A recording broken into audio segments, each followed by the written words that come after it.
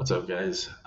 Joe About Trades here. I am doing a quick video inspired by Al Brooks' theory for the 90-minute breakout or the 90-minute range. So Al Brooks essentially says the first 90 minutes of the ES trades, and there's a 90% chance that the high or low has already been made. So I went in for the last 30 days from last Friday all the way to May 17th. I think that's actually 29 days. And I looked at all of the ranges and whether they were the high or low of the day. I came out to 59% of the days being high or low based on the first 90 minutes. So this is a 90-minute chart. Each candle represents 90 minutes, and then I have it on regular trading hours. So this is referring to the New York session. And here are the stats that we see here. I did these manually just with the calculator, but so that the range, the 90-minute range is about 22 points. The median of the range is about 19.5, and that's what we have there. So what I did is I went into all of these ranges and I looked for that breakout, right, to see how far we would get before we returned.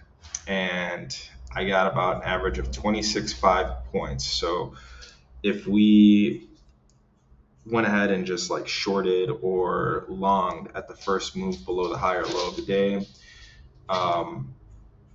I got a 26-point average move before price turned around the other direction or something like that. So then I took that and I applied that to each range, each day, and I wanted to see if like that played out, if that was going to work with the 1-to-1 strategy of 26 points stop loss, 26.5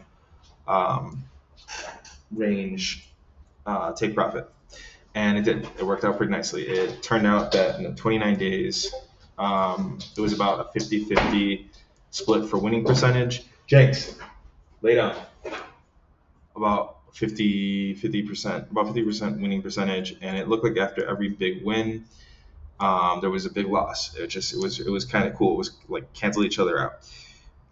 At this point, for the month, for 29 days, we accumulated 81.5 points. If you're trading micros, that's about $600. Let me see. So 81.5 times 5. If you trade one contract, it's about $470 for the 29 days by just applying the strategy outright. And at the end of the day, you just close your trades out. So then I was like, okay, let me take this a bit further and let me look at what we get if we only trade after losing days, which ends up in less total trades. But it turns out that we get a higher win percentage. We get an 81% win percentage, and which there was 9 winning trades out of 11 total trades. There was only 11 trades, so we traded about 30% of the time. And we also totaled for 126 points total. So 126, and you trade less. Oops, I think it was like 126.5. Let me see if I have the number. 126.57 or 75.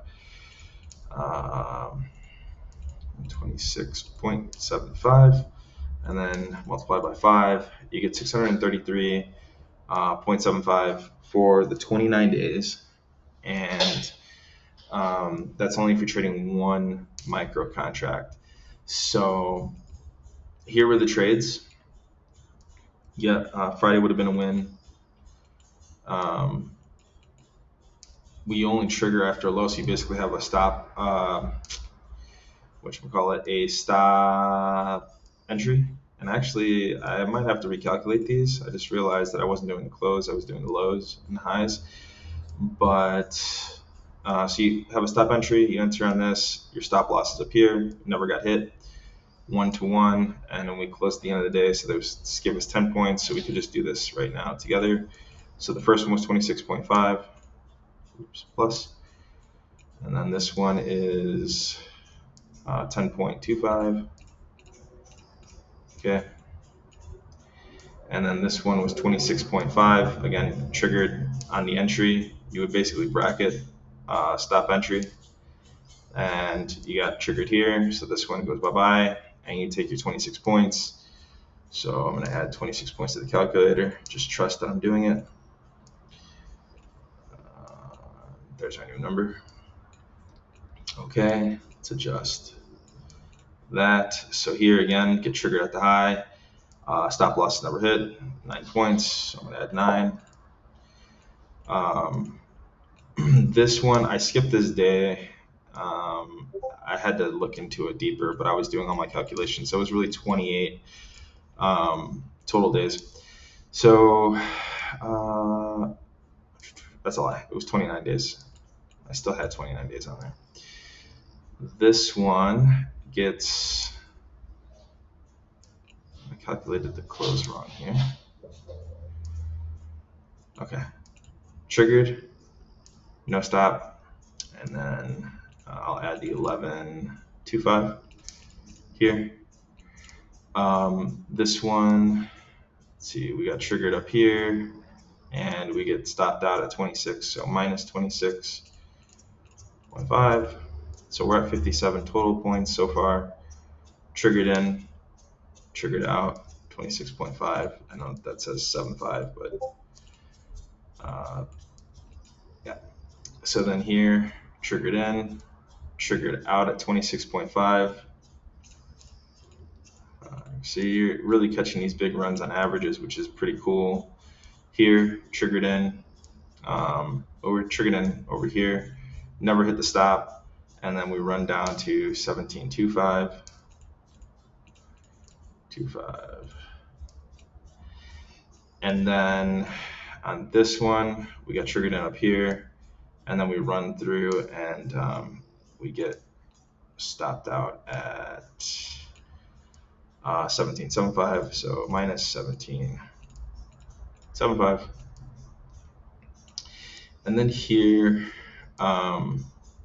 we get triggered in, and we take the 26, so plus 0.5, and I actually have 136 for everything I added up, so it looks like it's a bit more in points, and all of these were entered after a loss, so I deleted them.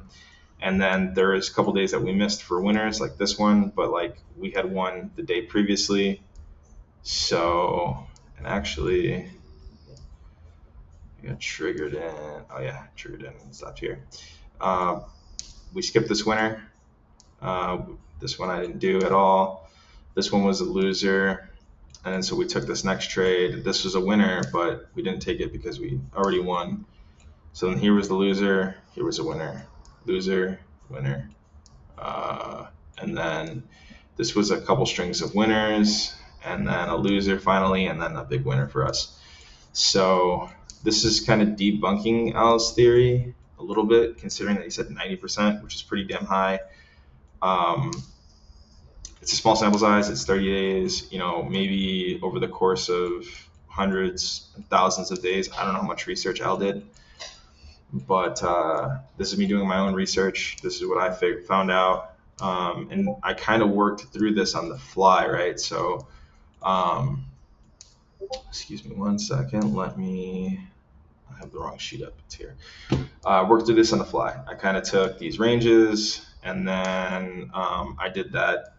I wanted to see like how many of these were the actual high, how many weren't, and then I did some other strategies with these ranges, trying to figure out like, hey, can I take 22 points when we bust out of one side? You know, maybe next time I go back and see if we could take 11 points whenever it bounces out, and see what that gets whenever it bounces outside of that range, and see what that gets me and nets me in terms of trading opportunities. Is it more? Do we collect more points for the month? things like that. So I was just kind of breaking this down with some of these numbers to try to figure out something that made sense. And you can honestly trade the breakout with a 26.5 take profit and stop loss, and then close the position out at the end of the day, and you're still going to be up for the month, according to um, the back test that I did originally. These numbers might be a little inflated considering, or deflated considering I didn't use the closings, I used the highs and the lows, but I think equally it still speaks for um, just an average in general movement. So uh, yeah, hopefully you take this and take it for what it's worth. I'll be writing an article on this on my website, but I just thought this was really cool research to show everybody.